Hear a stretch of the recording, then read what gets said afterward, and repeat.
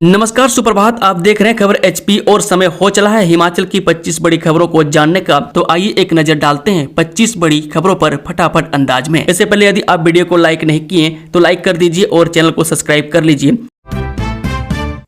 हिमाचल बिजली बोर्ड के अनुबंध कर्मचारियों को बड़ी राहत, वेतन में 14 से 15 हजार रुपए तक की होगी वृद्धि। हिमाचल प्रदेश बिजली बोर्ड ने 2022 से पहले के अनुबंध कर्मचारियों को बढ़े हुए वेतनमान का लाभ देने का आदेश दिया है, जिससे करीब 500 कर्मचारियों को 14 से 15 हजार रुपए की वेतन वृद्धि मिलेगी। बता दें कि हिमाचल प्रदेश बिजली बोर्ड के अनुबंध कर्मचारियों को बड़ी राहत मिली है। बोर्ड प्रबंधन ने वर्ष 2022 से पहले अनुबंध के आधार पर नियुक्त कर्मचारियों को भी बढ़े हुए वेतनमान का लाभ देने के आदेश जारी कर दिए। इस फैसले से प्रदेश भर के करीब 500 कर्मचारियों को लाभ मिलेगा। अब तक बढ़े हुए वेतनमान का लाभ वर्ष 2022 से पहले नियमित हुए कर्मचारियों को मिल रहा था, जबकि उसी अवधि में अनुबंध पर नियुक्त कर्मचारियों को इससे वंचित रखा था। किसानों के लिए राहत, बकाया कृषि ऋण पर 50% ब्याज का बोझ उठाएगी सरकार। किसानों को बड़ी राहत देते हुए राज्य सरकार ने बजट में की गई एक अहम घोषणा को पूरा करते हुए वन टाइम सेटलमेंट पॉलिसी के तहत कृषि लोन ब्याज सब्सिडी योजना शुरू करने का फैसला किया है। यह योजना उन किसानों की मदद करेगी जिनकी कृषि भूमि लोन न चुका पाने के कारण नीलाम होने के खतरे में है। किसानों के हित वाली इस पहल के तहत सरकार प्रति किसान 3 लाख रुपए तक के कृषि लोन पर बकाया ब्याज का 50% हिस्सा उठाएगी। इस योजना से राज्य भर में लगभग 6356 किसानों को फायदा होने की उम्मीद है। इसके लिए 50 करोड़ रुपए का बजट रखा गया। यह योजना हिमाचल प्रदेश राज्य सहकारी कृषि और ग्रामीण विकास बैंक और कांगड़ा सहकारी कृषि और ग्रामीण विकास बैंक के माध्यम से लागू की जाएगी। संबंधित शाखाएं ब्याज सब्सिडी का लाभ उठाने के लिए पात्र कर्जदारों की पहचान करेंगी और उनकी सूची तैयार करेंगी। मुख्यमंत्री सुखविंदर सिंह सुक्खू ने कहा कि किसान राज्य की अर्थव्यवस्था की रीढ़ है और उनकी भलाई सरकार की सबसे बड़ी प्राथमिकता है। उन्होंने कहा कि कई किसान मुश्किल हालात के कारण आर्थिक चुनौतियों का सामना कर रहे हैं, इसलिए सरकार ने पात्र लाभार्थियों को यह एक मुफ्त मदद देने का फैसला किया है। बीएसएनएल ने लॉन्च किया रूरल एंट्री प्लान, उपभोक्ताओं को मिलेगा हाई स्पीड फाइबर इंटरनेट। ग्रामीण क्षेत्रों में डिजिटल कनेक्टिविटी को मजबूत बनाने के उद्देश्य बीएसएनएल ने भारत सरकार की भारत नेट उद्यमी यानी कि बीएनयू योजना के तहत नया रूरल एंट्री प्लान शुरू किया है। इस विशेष एफटीटीएच ब्रॉडबैंड योजना के तहत ग्रामीण क्षेत्रों के नए भारत नेट घरेलू ग्राहकों को मात्र 259 प्रतिमाह अतिरिक्त में हाई स्पीड फाइबर ब्रॉडबैंड और सीमित वॉइस कॉलिंग और प्रसार भारती बेबस ओटीटी सेवा उपलब्ध करवाई जाएगी। 28 से 29 जून को उफान पर रहेगी ब्यास नदी, लारजी डैम के खुलेंगे सभी गेट, जारी हुआ अलर्ट। मानसून की दस्तक से पहले मंडी जिले से बहने वाली ब्यास नदी का जल स्तर अचानक बढ़ने वाला है। जिले में स्थित लारजी जल विद्युत परियोजना के जलाशय की प्री मानसून फ्लशिंग की जा रही है। इसके चलते 28 जून को सुबह 6 बजे से लेकर 29 जून की सुबह 6 बजे तक लारजी बैराज के सभी गेट खोल दिए जाएंगे। इस 24 घंटे की प्रक्रिया के दौरान सुरक्षा मानकों का पूरा पालन करते हुए बैराज से अधिकतम 2000 क्यूमेक्स तक पानी एक साथ ब्यास नदी में छोड़ा जाएगा। 10वीं 12वीं पास युवाओं के लिए 100 पदों पर निकली भर्ती, 30 जून और 1 जुलाई को होंगे इंटरव्यू। जी हां, निजी क्षेत्र में नौकरी की तलाश कर रहे हिमाचल प्रदेश के बेरोजगार युवाओं के लिए एक बड़ी और राहत भरी खबर है। मंडी जिला रोजगार कार्यालय के माध्यम से पंजाब के लुधियाना स्थित वर्धमान यानर्स एंड थ्रेडर्स लिमिटेड कंपनी में 100 पदों पर भर्तियां की जा रही है। मैं कंपनी में मशीन ऑपरेटर और पैकेजिंग एसोसिएट सुपरवाइजर के पदों के लिए भर्ती की जा रही है। इस शानदार अवसर की सबसे खास बात यह है कि इसमें महिला और पुरुष दोनों अभ्यर्थी अपनी किस्मत आजमा सकते हैं। इन पदों के लिए 10वीं या 12वीं पास युवा जिनकी उम्र 18 से 33 वर्ष के बीच है, वे आवेदन करने के पात्र होंगे। रोजगार कार्यालय की जानकारी के अनुसार चयनित होने वाले युवाओं को शुरुआत में 3 महीने का प्रशिक्षण यानी कि ट्रेनिंग दिया जाएगा। ट्रेनिंग के दौरान युवाओं को 13,486 रुपये प्रतिमाह का मानदेय मिलेगा, जबकि ट्रेनिंग पूरी होने के बाद 8 घंटे की ड्यूटी पर 15,483 रुपये का मासिक वेतन तय किया गया है। इतना ही नहीं, कंपनी अपने कर्मचारियों को ESI, PF, बोनस और ग्रेजुएटी जैसी वित्तीय सुविधाओं के साथ साथ कैंटीन, चिकित्सा और रहने के लिए आवास, हॉस्टल की सुविधाएं भी मुहैया कराएगी। हिमाचल में नई पहल के तहत बिलासपुर में होगा AI सक्षम मादक पदार्थ जांच प्रणाली का इस्तेमाल, सीएम सुक्खू जल्द करेंगे उद्घाटन। हिमाचल प्रदेश में अपनी तरह की नई पहल के तहत बिलासपुर जिला प्रशासन ने उन्नत 100 टॉस्का मोबाइल ड्रग टेस्टिंग सिस्टम खरीदने की प्रक्रिया शुरू की है, ताकि चिट्टा और अन्य मादक पदार्थों के खिलाफ राज्य की लड़ाई को मजबूत किया जा सके। सीएम सुक्कू की घोषणा बड़ी, बंगाल की सभी पात्र महिलाओं को प्रतिमाह मिलेंगे 1500 रुपये। मुख्यमंत्री ठाकुर सुखविंदर सिंह सुक्कू आज जिला कांगड़ा के अति दुर्गम क्षेत्र बड़ा भंगाल पहुंचे और स्थानीय लोगों के साथ संवाद किया और उनकी समस्याओं को जाना। ठाकुर सुखविंदर सिंह सुक्कू प्रदेश के पहले मुख्यमंत्री होंगे जो यहां रात्रि प्रवास करेंगे। ठाकुर सुखविंदर सिंह सुक्कू ने लोगों से संवाद के दौरान 6 बड़ी घोषणाएं की। उन्होंने बड़ा भंगाल की सभी पात्र महिलाओं को इंदिरा गांधी प्यारी बहना सुख सम्मान निधि योजना के तहत 1500 रुपये प्रतिमाह देने की घोषणा की। इस दुर्गम क्षेत्र में 24 घंटे बिजली आपूर्ति के लिए जनरेटर सेट लगाए जाएंगे। उन्होंने कहा कि बड़ा भंगाल के स्कूली बच्चों को उच्च शिक्षा जारी रखने के लिए इंसेंटिव दिया जाएगा।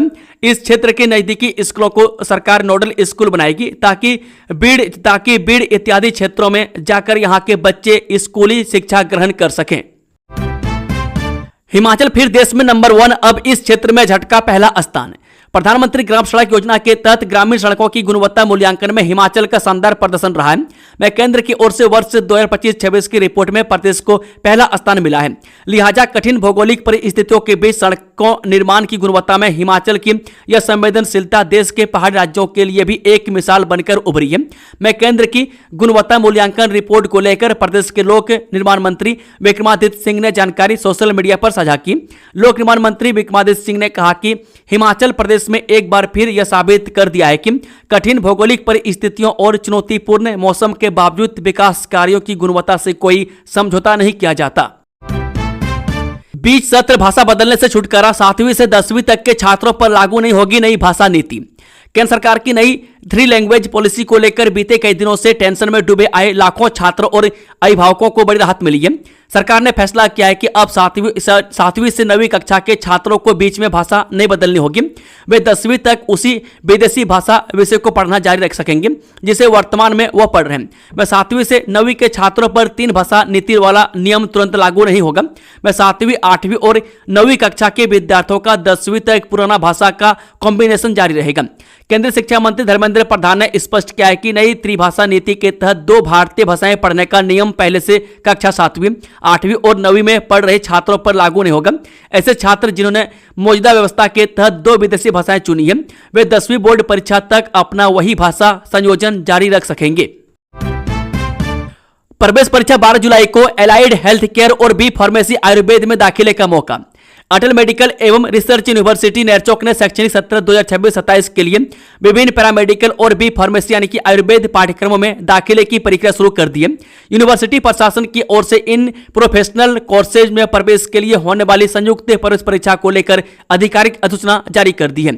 अधिसूचना के अनुसार इन कोर्सेज में प्रवेश पाने के इच्छुक अभ्यर्थी 1 जुलाई रात 11:55 तक ऑनलाइन आवेदन जमा करा सकते हैं। में दाखिले से जुड़ाव विस्तृत प्रोस्पेक्टस और ऑनलाइन आवेदन फॉर्म यूनिवर्सिटी की वेबसाइट पर उपलब्ध करवा दिया गया। में तय समय सीमा के बाद कोई भी आवेदन स्वीकार नहीं किया जाएगा। यूनिवर्सिटी के परीक्षा नियंत्रक डॉक्टर राजेश कुमार ने बताया कि इन पाठ्यक्रमों के लिए संभावित प्रवेश परीक्षा आगामी 12 जुलाई को आयोजित की जाएगी। लेक्चरर पढ़ाएंगे 6ठी से 12वीं कक्षाएं, स्कूल शिक्षा निदेशालय के नए आदेश से यह है कारण। प्रदेश के सरकारी स्कूलों में 11वीं 12वीं की कक्षाएं पढ़ाकर ही लेक्चरर की जिम्मेदारी पूरी नहीं होगी बल्कि लेक्चरर को छोटी कक्षाएं भी पढ़ानी होगी। नई शिक्षा नीति 2020 और विभागीय आदेशों को सख्ती से लागू करते हुए स्कूल शिक्षा निदेशालय ने साफ कर दिया है कि 6ठी से 12वीं तक पढ़ाने से इनकार करने वाले लेक्चररों के खिलाफ अनुशासनात्मक कार्रवाई की जाएगी। इसके लिए सभी जिला उपनिदेशकों को निर्देश दिए गए हैं कि ऐसे लेक्चररों की सूची 1 सप्ताह के भीतर निदेशालय को भेजी जाए ताकि उनके खिलाफ विभागीय कार्रवाई शुरू की जा सके। शिक्षा विभाग ने पिछले वर्ष जारी आदेशों में स्पष्ट किया था कि नए स्कूल लेक्चरर अब केवल वरिष्ठ माध्यमिक कक्षाओं तक सीमित नहीं रहेंगे बल्कि आवश्यकता के अनुसार 6ठी से 12वीं तक विद्यार्थियों को पढ़ाएंगे। विभाग का कहना है कि अधिकांश स्कूल लेक्चररों के पास 11वीं और 12वीं की केवल 2 या 3 कक्षाएं होती है जबकि 3 का काफी समय खाली रहता है। वहीं अब इस खाली समय का उपयोग 6ठी से 10वीं तक के विद्यार्थियों को पढ़ाने में किया जाएगा। श्रीखंड महादेव यात्रा पर मंडराया खतरा, बिना अनुमति पहुंच रहे श्रद्धालु, प्रशासन ने जताई हादसे की आशंका। हिमाचल प्रदेश की सबसे कठिन धार्मिक यात्राओं में शामिल श्रीखंड महादेव यात्रा को लेकर इस साल स्थिति चिंताजनक बनी हुई है। प्रशासन की ओर से अभी तक यात्रा को मंजूरी नहीं दी गई है, लेकिन इसके बावजूद कुछ श्रद्धालु बिना अनुमति के ही इस दुर्गम रास्ते पर पहुंच रहे हैं। इससे प्रशासन और स्थानीय लोगों की चिंता बढ़ गई है, क्योंकि विशेषज्ञों की टीम यात्रा मार्ग को पहले ही बेहद जोखिम भरा बता चुकी है। प्रशासन ने पहले 10 जुलाई से 23 जुलाई तक आधिकारिक यात्रा की तिथि तय की थी, लेकिन विशेषज्ञ टीम की रिपोर्ट के बाद फिलहाल इसे टाल दिया गया है। श्रीखंड महादेव यात्रा मार्ग के निरीक्षण के लिए बीते दिनों भेजी गई टीम ने अपनी रिपोर्ट में भीम डवारी से पार्वती बाग तक के रास्ते को बेहद संवेदनशील बताया। वह टीम के अनुसार इस क्षेत्र में भूस्खलन, चट्टान गिरने, अचानक जल स्तर बढ़ने, फ्लैश फ्लड और मलबे के बहाव का खतरा बना हुआ है। प्रशासन ने बताया कि मानसून के दौरान इस क्षेत्र में हालात और मुश्किल हो सकते हैं। ऐसे में बिना तैयारी और अनुमति के यात्रा करना श्रद्धालुओं की जान के लिए खतरा बन सकता है। इसी बैठक के बीच एचपीयू में बवाल, पुतला जलाने से रोकने पर प्रदर्शनकारियों और पुलिस में धक्का मुक्की। हिमाचल विश्वविद्यालय की कार्यकारी परिषद यानी कि इसी की बैठक के बीच शनिवार को विश्वविद्यालय परिसर में खूब बवाल हुआ। बैठक शुरू होने से पहले एचपीयू के कर्मचारी संगठन एसएफआई व एनएसयूआई ने अपनी मांगों को लेकर प्रदर्शन किया और स्थानीय विधायक हरीश जनारथा को ज्ञापन भी सौंपा। वहीं बैठक के बीच परिसर में एबीवीपी कार्यकर्ताओं ने वीसी के पुतले की शव यात्रा निकाली। इसी दौरान पुतला जलाने से रोकने पर प्रदर्शनकारियों और पुलिस में जमकर धक्का मुक्की हुई। इससे माहौल तनावपूर्ण हो गया। मौके पर मौजूद क्यूआरटी और पुलिस के जवानों ने प्रदर्शनकारियों को पुतला जलाने से रोका। इस दौरान जमकर धक्का मुक्की हुई। इसके बाद एबीवीपी कार्यकर्ताओं ने गेट तोड़कर अंदर घुसने की कोशिश करने लगे। तनावपूर्ण माहौल के बीच पुलिस की रोकने की कोशिश के बीच प्रदर्शनकारियों ने वीसी के फोटो जला दिए। घर निर्माण अब पहले से हुआ महंगा, ईंटों की कीमतों में बढ़ोतरी ने बिगाड़ा बजट। अपना आशियाना बनाने का सपना देख रहे लोगों के लिए घर निर्माण अब पहले से कहीं अधिक महंगा हो गया। कोयले की कीमतों में बेतहाशा वृद्धि और बेमौसमी बारिश से ईंट उद्योग पर पड़े असर ने निर्माण सामग्री के दामों में आग लगा दी है। जिले में पिछले 3 माह के दौरान ईंटों के दाम प्रति 2,000 रुपये से 2,500 रुपये तक बढ़ गए। मैं जहां पहले 1,000 ईंट 6500 से 7,000 रुपये में मिल जाती थी, वहीं अब इनके लिए 9,000 से 9,500 रुपये तक चुकाने पड़ रहे हैं। निर्माण सामग्री के बढ़ते दामों ने आम लोगों का बजट पूरी तरह बिगाड़ दिया। में सीमेंट और सरिया पहले ही महंगे चल रहे हैं। ऐसे में ईंटों की कीमतों में आई भारी वृद्धि ने घर बनाना और कठिन बना दिया। वहीं विडंबना यह है कि ऊना जिले में बड़ी संख्या में ईंट भट्टे संचालित होने के बावजूद स्थानीय लोगों को महंगी ईंटें खरीदने के लिए मजबूर होना पड़ रहा है। ऊना के बंगाना में बरसे बादल, राज्य में 3 दिन भारी बारिश का अलर्ट, जाने मौसम पूर्वानुमान। हिमाचल प्रदेश के कई भागों में मौसम लगातार खराब बना हुआ है। ऊना के बंगाना क्षेत्र में शनिवार दोपहर को मौसम ने अचानक करवट बदली और झमाझम बारिश हुई। इससे लोगों को प्रचंड गर्मी से राहत मिली है। शिमला में हल्के बादल छाए हुए हैं। वो उधर अगले 3 से 4 दिनों में दक्षिण पश्चिम मानसून के उत्तर अरब सागर, गुजरात, मध्य प्रदेश, छत्तीसगढ़, झारखंड और बिहार के बाकी हिस्सों तथा उत्तर प्रदेश और उत्तराखंड के कुछ और इलाकों में आगे बढ़ने के लिए हालात अनुकूल हैं। मौसम विज्ञान केंद्र शिमला के अनुसार 30 जून तक राज्य में कुछ जगहों पर हल्की से मध्यम बारिश और कहीं कहीं अंधड़ चलने व बिजली गिरने की संभावना है। जबकि 1 और 2 जुलाई को राज्य में कई जगहों पर हल्की से मध्यम बारिश होगी। 3 जुलाई को राज्य में ज्यादातर जगहों पर हल्की से मध्यम बारिश से साथ ही अंधड़ चलने का भी पूर्वानुमान है। 1 से 3 जुलाई तक कई भागों में भारी बारिश का येलो अलर्ट जारी किया गया। इसी दौरान मानसून भी प्रदेश में दस्तक दे सकता है। मंडी पठानकोट एनएच के 2 और सेक्शन होंगे 4 लेन, एनएचएआई ने भेजा प्रस्ताव। सामरिक दृष्टि से अहम मंडी पठानकोट राष्ट्रीय राजमार्ग यानी कि एनएच 154 पर सफर आने वाले समय में और अधिक सुगम हो सकता है। भारतीय राष्ट्रीय राजमार्ग प्राधिकरण ने इस हाईवे के 2 और सेक्शन को 4 लेन में विकसित करने की योजना तैयार की है। जिन हिस्सों को पहले 2 लेन विथ पेव्ड शोल्डर यानी कि पक्के किनारों वाली 2 लेन सड़क के रूप में विकसित किया जाना था, उन्हें अब बढ़ते यातायात और भविष्य की जरूरतों को देखते हुए 4 लेन बनाने पर विचार किया जा रहा है। हिमाचल के गांव में विकास कार्य पकड़ेंगे रफ्तार, 3754 पंचायतों में जनप्रतिनिधियों ने संभाल लिया कार्यभार। हिमाचल प्रदेश के गांव में विकास कार्य अब रफ्तार पकड़ेंगे। 56 पंचायतों का कार्यकाल 13 दिन पहले समाप्त कर दिया गया। इनका कार्यकाल 17 अक्टूबर को समाप्त होना था। पंचायतों के कार्यकाल को एक समान रखने के लिए सभी नवनिर्वाचित 3754 पंचायतों में गांव की सरकारों ने कार्यकाल संभाल लिया। मैं शनिवार को प्रदेश की 3754 पंचायतों, 92 पंचायत समितियों और 12 जिला परिषदों में एक ही दिन में पहली बैठक आयोजित की गई। इन सबका कार्यकाल अब 26 जून 2031 तक रहेगा। हिमाचल प्रदेश यूनिवर्सिटी में 72 गैर शिक्षक पदों पर होगी भर्ती, नए कोर्स भी होंगे शुरू। कार्यकारिणी परिषद की बैठक में कई अहम फैसले। हिमाचल प्रदेश विश्वविद्यालय यानी कि एचपीयू की कार्यकारिणी परिषद यानी कि इसी की वर्ष 2026 की दूसरी नियमित बैठक शनिवार को कुलपति प्रोफेसर महावीर सिंह की अध्यक्षता में हुई। बैठक में विश्वविद्यालय प्रशासन से जुड़े कई महत्वपूर्ण निर्णय लिए गए। परिषद ने 72 गैर शिक्षक कर्मचारियों की अनुबंध आधार पर भर्ती को मंजूरी दी। वहीं ऑनलाइन परीक्षा मूल्यांकन का कार्य चरणबद्ध तरीके से आउटसोर्स कंपनी से वापस लेकर विश्वविद्यालय के नियमित कर्मचारी को सौंपने का फैसला भी लिया। अगले 6 माह तक आउटसोर्स कंपनी के माध्यम से कार्य जारी रहेगा और इस दौरान नियमित कर्मचारियों को प्रशिक्षण देकर पूरी व्यवस्था उनके हवाले की जाएगी। हिमाचल के भरमौर में सड़क से 300 फीट नीचे नाले में जा गिरी कार, 3 महिलाओं सहित 4 लोगों की मौत, एक की हालत गंभीर। हिमाचल प्रदेश के चंबा जिले के भरमौर में एक भीषण सड़क हादसे में 4 लोगों की मौत हो गई, जिनमें 3 महिलाएं शामिल हैं। एक Alto car Samra Orai link road पर अनियंत्रित होकर 300 फीट गहरी खाई में जा गिरी। हादसा इतना भयावह था कि कार के परकच्चे उड़ गए। उसमें सवार 3 लोगों की मौके पर ही मौत हो गई, जबकि 2 अन्य गंभीर रूप से घायल हो गए। इनमें से एक की चंबा मेडिकल कॉलेज एवं अस्पताल ले जाते वक्त रास्ते में मौत हो गई, वह दूसरे की हालत गंभीर है। हिमाचल में अब इथेनॉल और सरिया उद्योग लगाने की नहीं मिलेगी मंजूरी, इस वजह से सुक्खू सरकार ने लिया फैसला। हिमाचल सरकार ने पर्यावरण और संसाधनों के संरक्षण हेतु नए सरिया और इथेनॉल उद्योगों की स्थापना पर रोक लगा दी है। इन उद्योगों की अत्यधिक पानी, बिजली खपत और भूजल स्तर पर नकारात्मक प्रभाव के कारण यह निर्णय लिया गया है। इस शिमला में प्रदर्शन के दौरान एमपी हर्ष महाजन लड़खड़ा कर गिरे, आईजीएमसी में उपचार के बाद मिली छुट्टी, कैसे बिगड़ी थी तबीयत, जाने जानकारी। राज्यसभा सांसद हर्ष महाजन शिमला में भाजपा के धरना प्रदर्शन के दौरान अचानक तबीयत बिगड़ने के बाद आईजीएमसी में भर्ती हुए। व्यस्त कार्यक्रम के कारण रक्तचाप गिरने से उन्हें चक्कर आया। उपचार के बाद शाम को अस्पताल से छुट्टी मिल गई है। खुद को एनएचएआई का अफसर बताकर साथी ने ठगे बेरोजगार युवा, पावर प्रोजेक्ट में नौकरी के नाम पर ऐंठे लाखों रुपये। हिमाचल प्रदेश में नौकरी की तलाश कर रहे बेरोजगार युवाओं की मजबूरी का फायदा उठाकर उन्हें ठगने का एक बेछब्बे मामला सामने आया। मंडी जिले के गोहर क्षेत्र में एक साथी ने खुद को भारतीय राष्ट्रीय राजमार्ग प्राधिकरण का बड़ा कर्मचारी बताकर 7 युवाओं से कुल 2,10,000 रुपए की ठगी कर डाली। आरोपी ने इन बेरोजगार युवाओं को लुहरी पावर प्रोजेक्ट में पक्की नौकरी लगवाने का झांसा दिया था। मैं खुद को ठगा हुआ महसूस करने के बाद शनिवार को पीड़ित युवाओं ने उप मंडलाधिकारी गोहर का दरवाजा खटखटाकर न्याय की गुहार लगाई।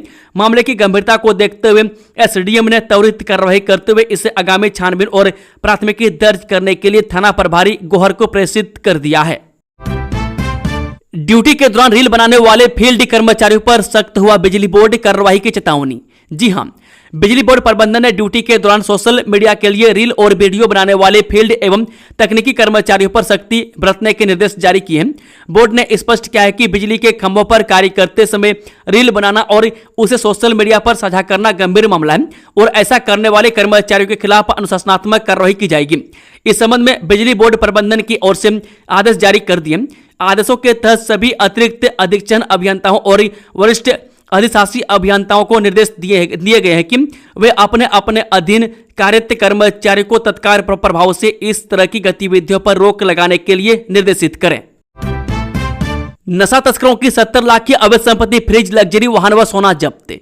मादक पदार्थों की तस्करी के खिलाफ निर्णायक जंग लड़ रही जिला पुलिस शिमला ने तस्करों की आर्थिक कमर तोड़ डाली है। पुलिस अब केवल आरोपियों की गिरफ्तारी तक सीमित नहीं है, बल्कि नशे के कारोबार से जुटाई गई काली कमाई को भी सीधा जब्त कर रही है। इसी कड़ी में पुलिस ने उपमंडल रामपुर से जुड़े एनडीपीएस के 2 बड़े मामलों में कार्रवाई करते हुए तस्करों की लगभग 70 लाख रुपए मूल्य की अवैध संपत्तियों को फ्रीज कर डाली है।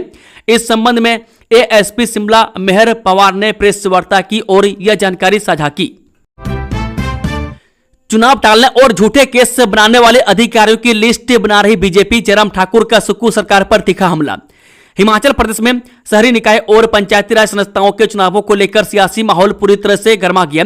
पूर्व मुख्यमंत्री एवं नेता प्रतिपक्ष जयराम ठाकुर ने शिमला में पत्रकार वार्ता को संबोधित करते हुए राज्य की सुक्खू सरकार और नौकरशाही पर तीखा हमला बोला। उन्होंने ऐलान किया है कि अब कांग्रेस सरकार के साथ भाजपा की सीधी लड़ाई शुरू हो गई है। वहीं जयराम ठाकुर ने अध्यक्ष उपाध्यक्ष पद की चुनाव प्रक्रिया पूरी न करने वाले अधिकारी को सख्त चेतावनी देते हुए कहा कि सरकार अपनी हार को स्वीकार करें और जल्द चुनाव प्रक्रिया पूरी करवाएं। इटली में पूरी हुई मन्नत, हिमाचल में झुका शीश, पौनाहारी के दरबार में दिखा आस्था का अद्भुत नजारा। उत्तरी भारत के प्रसिद्ध सिद्ध पीठ बाबा बालकनाथ मंदिर दियोटसिद्ध में शनिवार को आस्था, भक्ति और विश्वास का एक अद्भुत नजारा देखने को मिला। यहां एक श्रद्धालु ने अपनी मन्नत पूरी होने पर साहतलाई से लेकर दियोटसिद्ध तक की करीब 4 किलोमीटर की दंडवत यात्रा तय की। मैं कड़ी धूप और चढ़ाई के बावजूद भक्त के हौसले को देखकर वहां मौजूद हर कोई पौनाहारी की महिमा का गुणगान करने लगा। ऊना में आग का तांडव, 25 झोंकियां जलकर खाक, लाखों रुपए की संपत्ति का नुकसान। हिमाचल प्रदेश के ऊना में शनिवार सुबह लाल सिंघी क्षेत्र में भीषण आग लगने से प्रवासी मजदूरों की करीब 25 झोंकियां जलकर राख हो गई। अधिकारियों ने यह जानकारी दी। अधिकारियों ने बताया कि इस घटना में किसी के हताहत होने की सूचना नहीं है। अधिकारियों ने कहा कि आग में 25 झोंकियां पूरी तरह जलकर खाक हो गई है और प्रभावित परिवारों का सारा घरेलू सामान भी नष्ट हो गया। स्थानीय लोगों के अनुसार आग तेजी से फैल गई, जिससे लाखों रुपए की संपत्ति का नुकसान होने का अनुमान है। उन्होंने बताया कि आग लगने के तुरंत बाद स्थानीय लोगों ने उसे बुझाने की कोशिश की और अग्निशमन विभाग को सूचना दी। कड़ी मशक्कत के बाद दमकल कर्मियों ने आग पर काबू पा लिया। अधिकारियों ने बताया कि आग लगने के कारणों का अभी पता नहीं चल पाया। प्रशासन और संबंधित विभाग फिलहाल नुकसान का आकलन कर रहे हैं। सर्बिया में सुंदरनगर के 25 वर्षीय युवक की संदिग्ध परिस्थितियों में मौत, घर और गांव में पसरा मातम। हिमाचल प्रदेश के सुंदरनगर से एक बेहद दुखद खबर सामने आई है।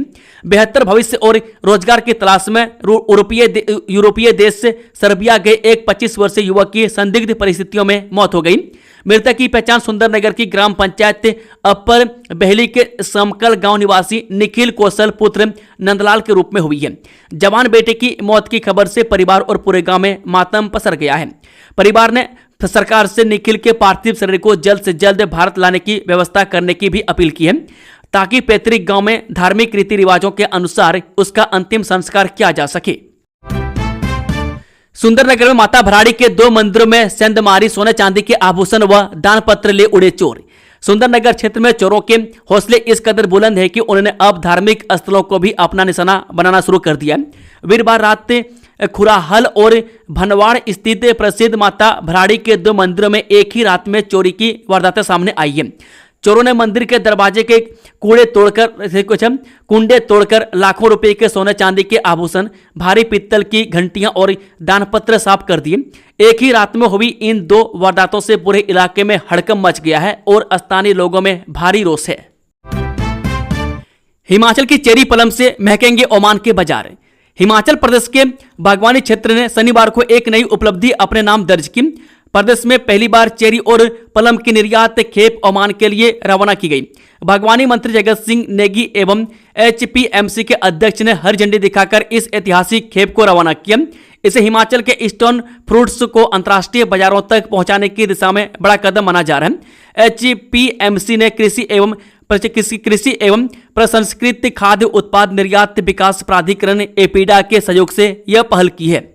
दोस्तों, खबरों का सिलसिला यह समाप्त होता है। अगर जानकारी पसंद आई हो तो वीडियो को ज़्यादा से ज़्यादा लाइक और चैनल को सब्सक्राइब करें। Thank you, all the best. जय हिंद, जय हिमाचल, राधे राधे, हरे कृष्णा।